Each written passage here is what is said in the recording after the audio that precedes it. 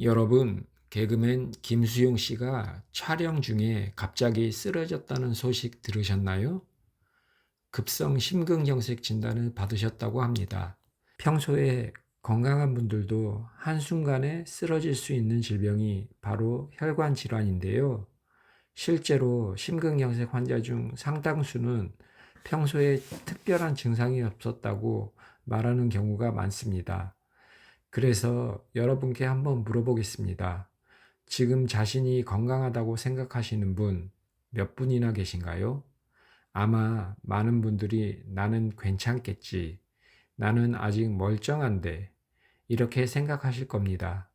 그런데 죄송하지만 그 생각이 가장 위험한 착각일 수 있을 겁니다.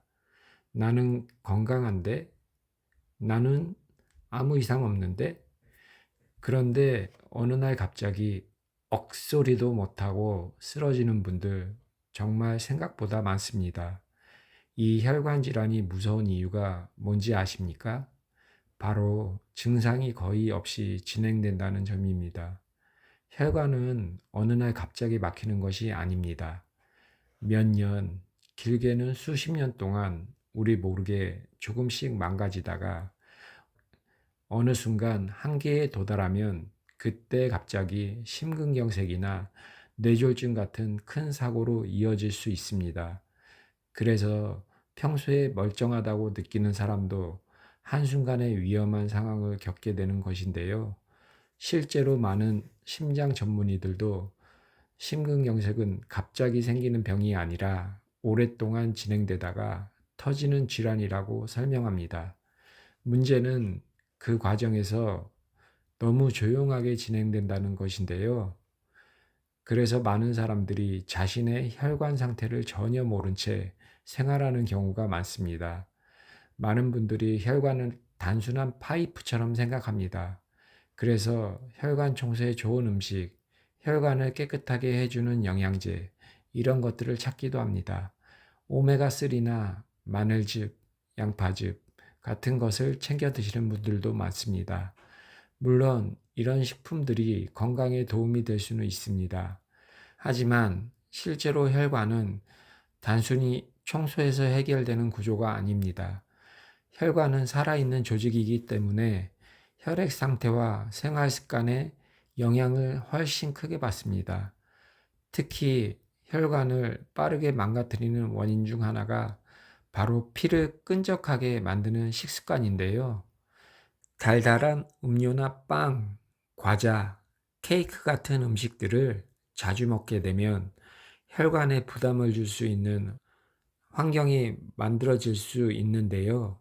이렇게 혈관이 점점 딱딱해지고 좁아지면 혈액이 원활하게 흐르지 못하게 됩니다. 그러다 어느 순간 혈전이 생기면 심근경색이나 뇌경색 같은 위험한 질환으로 이어질 수 있는데요. 문제는 이런 과정이 대부분 아주 조용하게 진행된다는 것입니다. 그래서 많은 사람들이 자신의 혈관 상태를 전혀 인식하지 못한 채 생활하게 되는 것인데요. 하지만 너무 걱정하실 필요는 없습니다. 다행히 혈관 건강은 생활 습관을 통해서 충분히 관리할 수 있기 때문입니다. 그리고 여기서 많은 분들이 잘 모르는 중요한 사실이 하나 있습니다. 하루 중 혈액이 가장 진해지는 시간이 언제인지 아십니까? 바로 아침입니다. 우리는 잠을 자는 동안 7, 8시간 동안 물을 마시지 않습니다. 그 사이 몸속 수분이 줄어들면서 아침에 일어났을 때 혈액은 하루 중 가장 진한 상태가 됩니다.